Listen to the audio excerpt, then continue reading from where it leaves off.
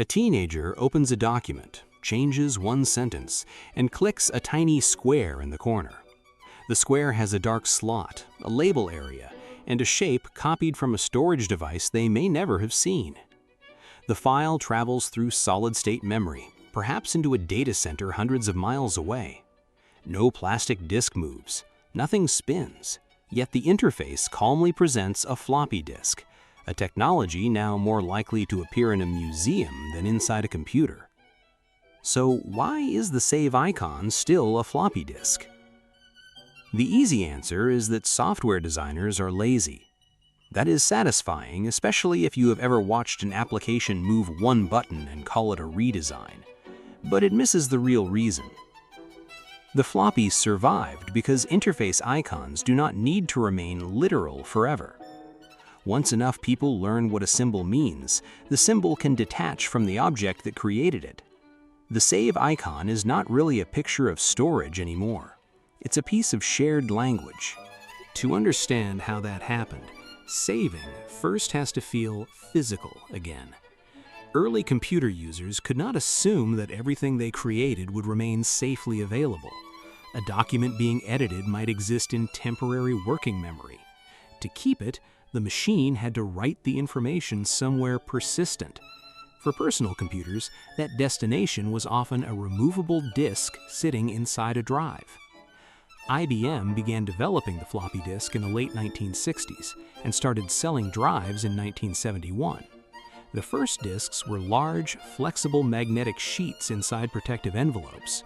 Later formats became smaller, and the 3.5-inch version enclosed the magnetic material inside a hard plastic shell with a metal shutter. For more than 2 decades, floppies were not obscure accessories. They stored personal files, distributed software, carried schoolwork, moved documents between computers, and created backups before ordinary users had networks or cloud accounts. At their peak, in the mid-1990s, billions were sold each year. People handled them, labeled them, lost them, bent them, and occasionally discovered that one important file had chosen death. That visibility mattered. A hard drive lived inside the machine. Memory was invisible, but a floppy was an object you could hold. When software needed to picture for the action of preserving work, the disk was concrete, compact, and directly connected to what the computer was doing. Graphical interfaces were already teaching people to control computers through visual metaphors. Work appeared as documents, directories appeared as folders, deleted files went into trash cans. Xerox research systems helped develop this visual approach, and commercial machines such as the Xerox Star and Apple Lisa brought versions of the desktop metaphor into offices during the early 1980s. The floppy icon did not appear because one designer held a meeting and permanently declared it the international symbol for saving. The historical trail is less tidy. Different programs experimented with menus, buttons, disks, arrows, and toolbars. But by the early 1990s, the 3.5-inch disk shape was appearing across major desktop applications as a quick save button. The shape that survived was specifically the 3.5-inch disk, not IBM's original 8-inch sheet. Its rigid square case, exposed metal shutter, clipped corner, and rectangular label area created a distinctive silhouette that remained readable when reduced to a few pixels. That was important on early displays, where an icon had to communicate with very little space and very little detail. The disk was not only relevant, it was visually convenient. The timing also helped. Graphical toolbars became common just as the 3.5-inch floppy disk was becoming the standard removable medium for personal computers. Older 5.25-inch disks were genuinely flexible and visually less tidy. The newer format looked almost designed for an icon, even though the engineers were trying to protect magnetic media rather than improve future software menus. By the time optical disks, flash drives, and online storage became practical replacements, software ecosystems already contained decades of documentation, training, habits, and muscle memory built around the same image. Changing one icon sounds trivial until that icon appears across operating systems, office suites, creative tools, industrial software, school computers, and every tutorial explaining where not to click if you enjoy losing your assignment. Imagine opening a word processor in that period. You write several paragraphs. The document is currently vulnerable. You click the small disk on the toolbar. The drive activates, the disk spins, and the machine writes your changes onto an object sitting a few inches away. The icon is almost an instruction diagram. Click the disk to put the document on the disk. Then repetition did the important work. Millions of people saw the same shape beside the same action. Software companies copied successful interface conventions because familiar controls reduced confusion. New users learned from manuals, coworkers, teachers, and simple exposure.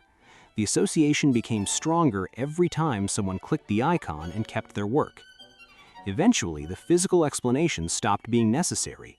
Users did not need to inspect a floppy and reason backward toward storage.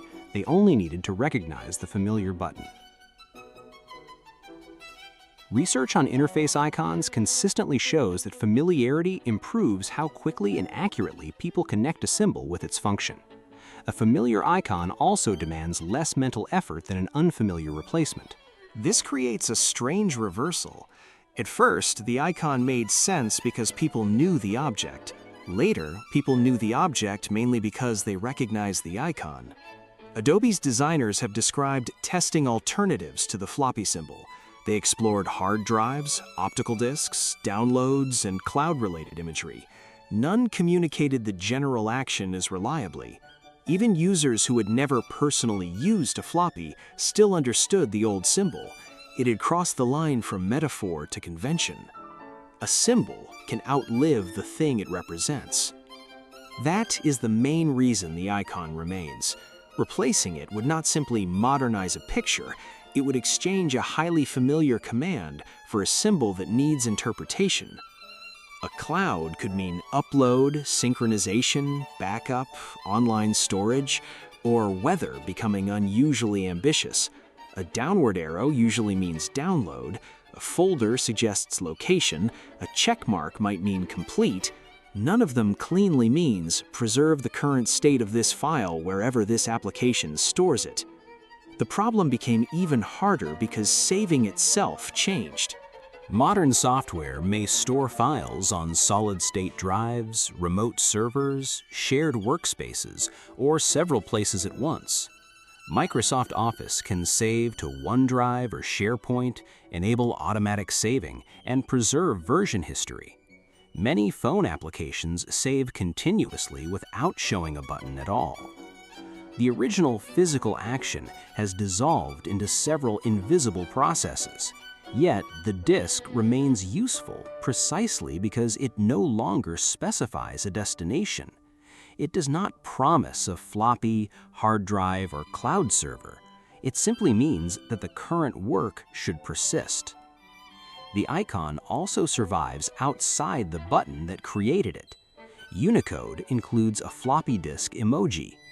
People use the shape in games, websites, software tools, and jokes about obsolete technology. This does not mean everyone could identify the disk's capacity or explain its magnetic surface. They do not need to. Cultural symbols can remain understandable after their literal origins become unfamiliar. We already accept this elsewhere. A telephone icon may show a curved handset that modern phones do not have. An envelope represents email, even though no paper enters the internet. A magnifying glass means search, including for people who have never examined a clue at a crime scene. Interfaces are full of technological fossils that remain alive because recognition matters more than archaeological accuracy. So why is the save icon still a floppy disk? Because it solved the original problem clearly, spread while floppy disks were everywhere, and became deeply learned before the hardware disappeared. Once it became conventional, changing it created more confusion than keeping it. Return to the teenager clicking that mysterious square. They may not know what the object was, but they know what the symbol does. The plastic disc vanished. The meaning stayed. Computers now save to silent ships and distant clouds, while the interface still asks us to trust a tiny extinct rectangle. Apparently, digital progress moves quickly, but the toolbar has excellent fossil preservation. Which outdated symbol should Matt investigate next? Leave it in the comments and subscribe for more hidden histories inside the ordinary technology we use without thinking.